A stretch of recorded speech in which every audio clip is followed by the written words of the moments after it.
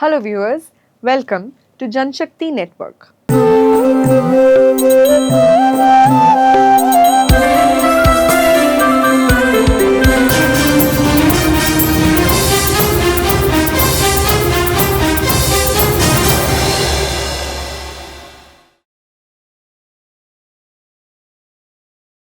During the 14 years of Mamata Banerjee's Trinamool government, a massive number of companies have shifted their registered offices from West Bengal to other Indian states. That figure is more than 7,000. On 2nd December, the central government presented this data in the Rajya Sabha. In response to a question in the upper house, the Union Minister of State for Corporate Affairs, Harsh Malhotra, shared this information. According to the Ministry of Corporate Affairs, between 1st April 2011 and 30th September 2025, a total number of 6,895 unlisted companies and 448 listed companies shifted their registered offices from West Bengal to other states. This information is available on the Ministry's corporate portal.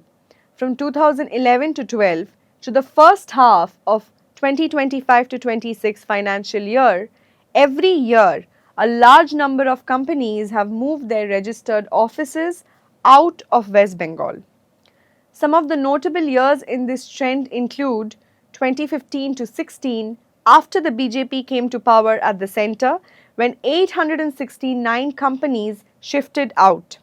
2016 to 17, when 918 companies left, and then the next year, which saw the highest number, 1,027 companies leaving the state. In 2019 to 20, the figure was 678, then it was 371, and the first 6 months of 2025, 207 companies left. These are the year-wise figures. 2011 to 12, 215 companies left. 2012 to 13, 87 companies left. 2013 to 14, 384 companies left. 2014 to 15, 382 companies left West Bengal. 2015 to 2016, 869 companies left. 2016 to 17, 918 companies left our state. 2017 to 18, 1,027 companies had to leave. 2018 to 19, 542 companies removed their registered offices. 2019 to 20, 678 left. 2020 to 21, 306 companies left.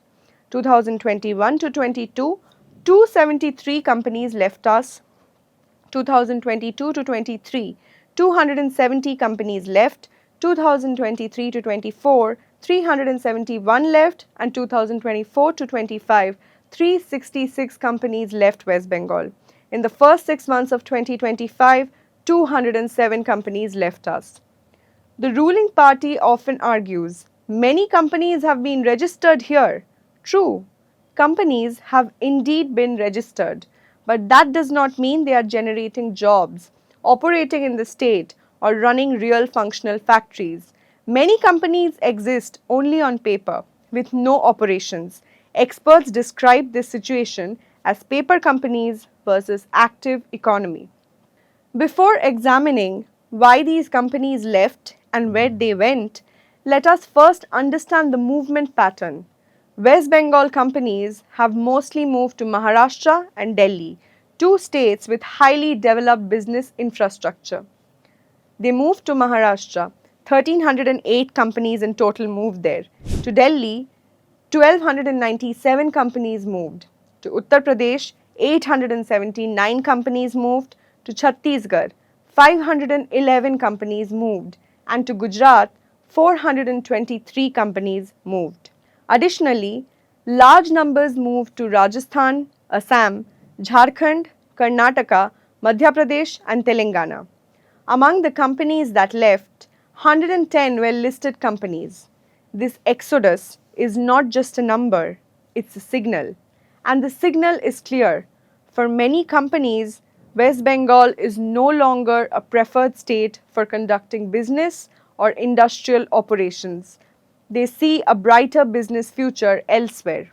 This raises serious questions about the state government's policies, planning, and the worsening crisis of unemployment and lack of job creation. Between 2019 and 2024, in just 5 years, 2,277 registered offices moved out of Bengal, including 39 newly listed companies. This indicates that not only old companies but even relatively new ones are voluntarily or forcefully choosing to leave the state. One may argue, aren't new registrations in the state a sign of hope?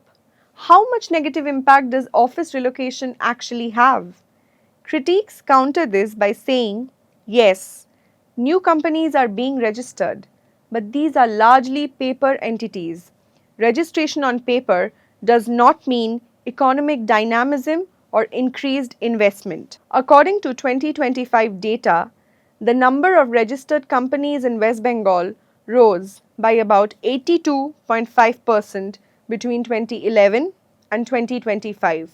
In 2011, there were around 1,37,156 companies. In 2025, the number stands at 2,50,343. However, comparing company exits and new registrations side by side does not reveal the true picture. Paper registrations do not translate to real activity. Economists highlight the gap between paper companies and an active job generating economy. Unless new registrations translate into manufacturing significant investments or large scale activities, this increase is meaningless.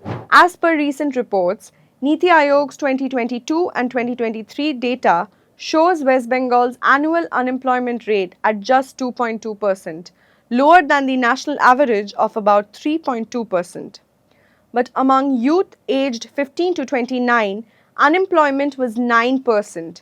Though this is an improvement from 11.3%, the government often touts this partial recovery as success.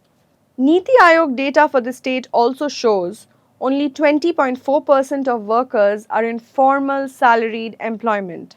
A large segment of workers are in informal jobs. 23.1% are daily wage or contract laborers, and 11.4% work unpaid in family businesses or home based units. Economists argue that this rise in informal work, unpaid family labor, and small scale self employment, although it reduces the unemployment rate on paper, it cannot be considered real employment or indicators of genuine economic progress. Job insecurity, low wages, and the lack of opportunities paint a grim picture. Despite large numbers of paper registered companies, West Bengal remains in a disadvantageous position in terms of real employment and actual economic activity. This is severely affecting the lives of ordinary people. Why has the state government failed? According to many analysts, opposition leaders, and economists, the crisis of unemployment and joblessness stems from corruption, extortion, deteriorating law and order, flawed policies, and overall administrative failure. Their arguments include policy uncertainty, rampant corruption at every level, poor infrastructure, and complicated bureaucracy, complex approval processes, an atmosphere of fear and pressure, lack of an industry friendly environment. These are the factors that have forced many companies to shift their offices to other states. The state's capacity to attract new investment is very limited. There is a vast difference between government announcements like summits, investment promises, guarantees, and ground reality. Promises remain on paper, but there is no real activity. This has eroded the confidence of investors and industrialists. Many industrialists reportedly say off the record, West Bengal doesn't give confidence. A state is truly developed only when its people find work, dignity, and a hopeful future and participate in progress. Therefore, growth in registered paper companies mean nothing. Real development happens when factory sirens ring, young people find jobs in their own state, workers routinely toil in factories and earn wages, and farmers receive profitable prices for their produce. Thus, it is ultimately the responsibility of the citizens to bring about a positive transformation in West Bengal. Don't forget to like, share, and subscribe to stay updated with the latest incidents. Hit the bell icon to never miss an update. We will see you next time with more news that matters. Stay informed, stay safe.